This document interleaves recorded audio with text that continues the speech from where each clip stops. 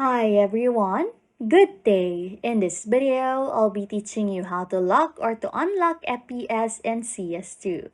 Okay, first things first, access the console.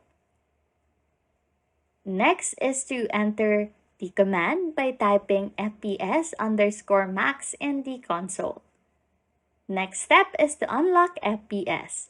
To completely unlock FPS, make sure to set the value to 0. Example is to FPS_max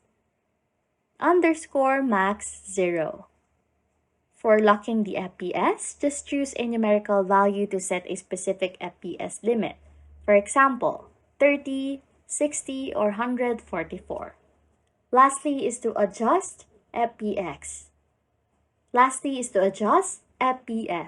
Experiment with different values to set your preferred FPS limit to your desire. Anyways, if you like content like this, don't forget to subscribe to this channel or comment down below any tutorials you want us to make, so we can help you. And that's it. You can now lock or unlock FPS in CS2.